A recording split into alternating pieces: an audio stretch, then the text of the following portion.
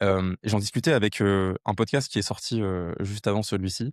C'est celui de Noé Perret, alias le multipreneur. D'ailleurs, j'invite les gens qui nous écoutent à aller le regarder aussi, hyper intéressant. Hem, qui expliquait que justement, heu, les gens qui lancent des projets ou qui se lancent dans quoi que ce soit, hem, manquent d'amusement. C'est-à-dire que lui, chaque projet qu'il lance, il a besoin de s'amuser et pour s'amuser, il a besoin d'humains.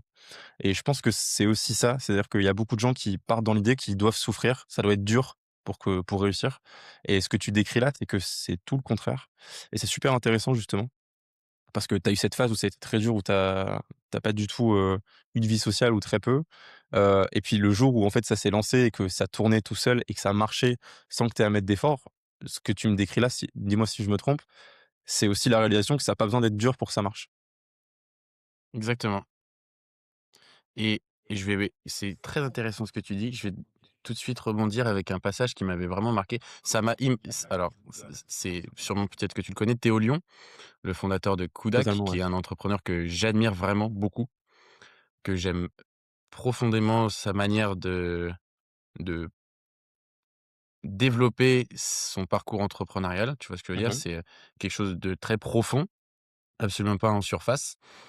Et il a fait beaucoup de vidéos et de de promotion, on va dire ça comme ça, sur, son passage sur le marathon qu'il a fait, le marathon de Paris. Et il expliquait qu'il est je sais pas, il était parti faire un semi-marathon tout seul, pour se challenger et cetera, et il disait: «C'était l'une de ses pires expériences parce qu'il a fait le meilleur temps, tout s'est passé comme prévu exactement, sauf que quand il a passé la ligne d'arrivée, il y avait personne avec qui célébrer. Il avait battu tous ses records, il avait fait exactement tout ce qu'il voulait, sauf qu'il disait: «Je suis à la ligne d'arrivée, je suis yes!» Tu personne en fait, tu Ouais. peux, checker un mec que tu connais pas, c'est cool, machin, c'est fun et cetera, mais tu es tout seul. Et je Mmh. pense que c'est ce qu'il y a de plus important, ou je peux même te donner l'exemple, des rushs que je garde très, très cher sur mon disque dur. Quand j'ai lancé, pour la première fois Maximus, j'ai posté la vidéo de lancement et cetera, je me suis filmé.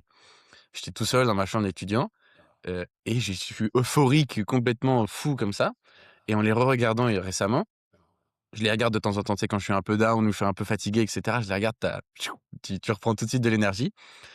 Et le truc qui m'a un peu attristé, c'est que j'étais tout seul. Tu es tout seul dans ta chambre, tu es tout content. Certes, c'est cool, tu passes un super moment, mais c'est tellement décuplé quand tu partages cette joie avec quelqu'un, et je pense que c'est indispensable. C'est pour ça que je suis pour, avoir des cofounders, s'associer, monter des équipes. Je me reconnais pas du tout dans le profil du solopreneur, tu vois? Où Mmh. le mec, bah, du début à la fin, il est tout seul, il gère ses trucs tout seul avec ses clients. C'est génial d'avoir des équipes. Je suis trop content de l'équipe que j'ai maintenant avec Maximus. J'embrasse, tout le monde d'ailleurs s'ils écoutent cet épisode, qui est vraiment, qui est une équipe fabuleuse profondément. Genre, je pouvais pas rêver mieux. C'est que des numéros 10 dans ma team, tu vois? C'est vraiment le truc, ultra puissant. Génial. Et ce qui nous rallie tous en fait, je faisais lien avec ce que tu disais, c'est pas ce truc exactement, que le truc à la Goggins, discipline, qui moi maintenant foncièrement me rend fou. Heu, c'est partir du postulat, en fait, on fait tous quelque chose que l'on aime. C'est-à-dire que à aucun moment, quand je travaille sur mes projets Maximus et cetera, j'ai l'impression de travailler à une seule, mais même pas une seule seconde. J'aime tellement ce que je fais que ce n'est jamais une contrainte, et je pense que c'est la clé pour justement ne pas avoir besoin de cette discipline, ne pas avoir besoin de quoi que ce soit.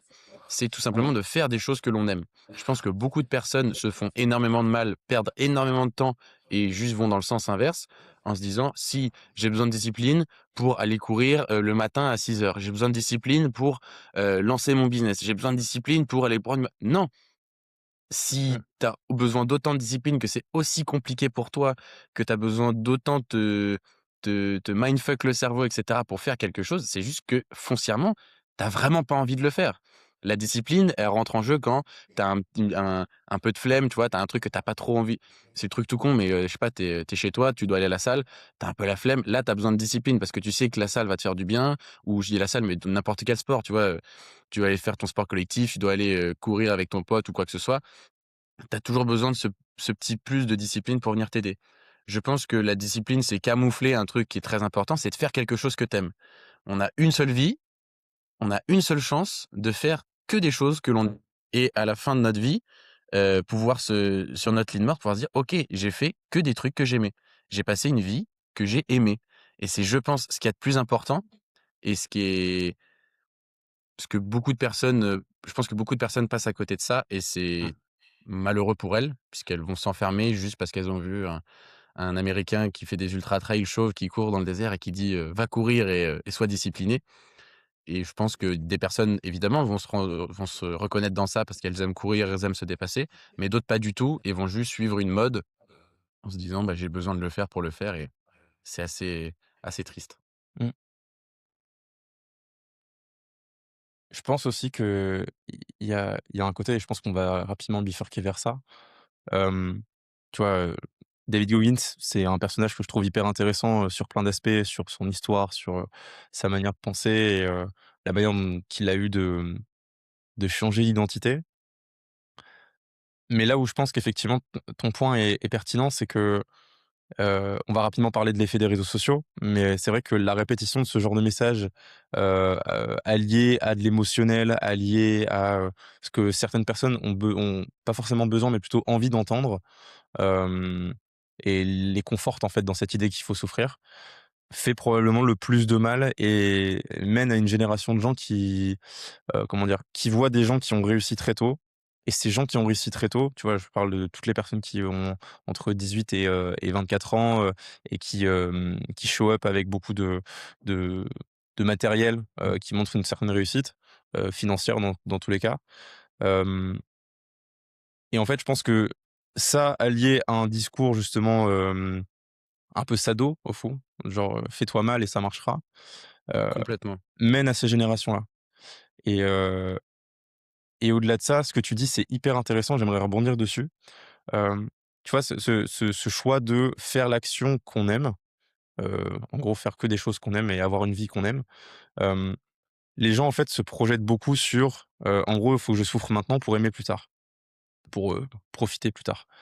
Heu, c'est hyper intéressant parce qu'on est dans un monde actuellement où, politiquement parlant, notamment en France, je parle vraiment pour le modèle français, le système de retraite est en train de s'effondrer progressivement, et probablement qu'on n'y aura pas droit et je pense que justement dans ce monde-là, choisir une activité qu'on peut aimer à vie fera qu'on pensera même pas à une retraite. Parce qu'on aimera tellement ce qu'on fait que ça va enfin, la réussite s'associera à ça et que la retraite aura pas d'intérêt dans le sens où, tu vois, le vrai problème aujourd'hui, c'est que les gens veulent partir à la retraite le plus tôt possible et je pense que, systémiquement, les gens veulent partir plus tôt à la retraite pour une partie d'entre eux. Je parle pas des métiers fatigants, mais parce qu'en fait, ils ont des métiers qui fondamentalement ne sont pas ceux qu'ils aiment vraiment faire, les rendent pas particulièrement heureux. Ce qui fait et je pense que c'est le syndrome d'une société malade. Si j'aime mon métier, enfin personnellement et je pense que tu es un peu dans cette optique-là aussi, si j'aime ce que je fais, tant que je suis capable de travailler, ce sera pas du travail, ce sera du plaisir et donc en soi, j'attends pas la retraite, juste j'aime ce que je fais au quotidien et j'en profite le plus possible. Et je pense que c'est un peu le syndrome d'une société qui justement est un peu malade et peut-être que et c'est là que j'ai envie de te lancer, hem peut-être que ce syndrome-là, il est, non pas, source enfin, sa source, elle vient pas des réseaux sociaux, mais potentiellement, il est exacerbé par ces plateformes-là. Hem, Complètement. Ça m'a fait connecter plein de choses. Ce que tu dis, c'est très pertinent et je suis à 100 d'accord avec toi, ce que tu dis sur le fait hem, c'est de voir le problème à l'envers, je pense, tu sais, sur l'aspect de retraite. Alors on va pas rentrer dans les discours politiques, mais plutôt que de dire comment on l'optimise et cetera, comment est-ce qu'on fait pour que les gens n'aient pas nécessairement envie d'aller à la retraite beaucoup plus Mmh, tôt, en fait? Comment tu fais pour que les gens aiment leur travail? C'est aussi simple que ça. mmh. Ça me fait lien avec 2 citations que j'adore. Une de Carlos Ghosn dans le podcast de Mathieu Stéphanie, Génération Do It Yourself, qui dit: «L'autonomie, c'est la liberté». La Mmh. capacité d'être autonome via soi-même, c'est la liberté. Et celle de d'Ali Dutiel, que j'aime beaucoup aussi, Ah, excellent. qui dit: «La liberté, n'est pas l'absence de contraintes, mais le choix de celles-ci» et j'adore Mmh. parce que c'est très vrai et je pars d'un principe qui est extrêmement simple, c'est au plus tu vas aller chercher de l'autonomie et de la liberté, ce qui est un petit peu corrélé, heu, ça va être de la liberté d'action, la liberté, de choix, aussi ça tout simplement. On vit dans un pays qui est quand même cool en soi, on peut faire quand même pas mal de choses de nous-mêmes. Et aussi la liberté, ce qui est pour moi le plus important, de penser, c'est ce qui va ensuite découler de tout le reste. Je pense qu'il y a beaucoup de personnes qui se font, manger le cerveau, comme on disait, avec les réseaux sociaux, avec tous les messages qu'on voit passer de tout le monde et les espèces de de banc de poissons où tout le monde suit. Hem, je pense que avoir cette capacité, cette li et surtout cette liberté de penser et de se dire: «Je vais décider de faire ça parce que j'en ai envie, parce que j'aime ça», même si le voisin, le cousin, le mec sur Instagram va dire que c'est de la merde et que c'est pas bien et que c'est pas comme ça que, un homme avec un grand H doit réussir sa vie. Mais moi, je m'en fiche, en fait. Je m'en Mmh. fiche de ce que toi tu vas penser. Pourquoi est-ce que ton avis, on se connaît pas, ou tant bien même, ou tu es un proche ou quoi que ce soit, c'est pas toi qui va dicter comment est-ce que j'ai décidé de vivre et qu'est-ce qui va me rendre heureux. Et c'est ça qui est terrible, et des fois ça peut paraître un peu bizarre quand je dis ça, mais j'en ai vraiment strictement rien à faire de ce que les gens pensent, mais vraiment. De l'avis que quelqu'un va me donner sur ce que je fais, sur ce que je pense, quoi que ce soit, je m'en fiche. Je suis libre de penser et de dire et de faire ce que je veux. Évidemment, moi, ce que j'appelle la tribu, c'est l'environnement très le cercle très proche, donc la famille, les amis très proches et cetera, ma copine et tout ce qui s'ensuit. Évidemment, si elles vont faire des réflexions, des choses, vont donner des avis, je vais les écouter, je vais les prendre en compte. Faut pas être débile et complètement borné et je fais ce que je veux quand je veux. Mais il y a un côté de, si j'ai décidé de vivre comme ça, personne n'a son mot à dire, mais personne. Si je décide de vivre de cette manière, que les personnes avec qui je partage ma vie, que ce soit mes proches, ma copine ou quoi que ce soit, sont en raccord et qu'on est sur la même longueur d'onde, et bah, il y a là, on y va et tout va bien.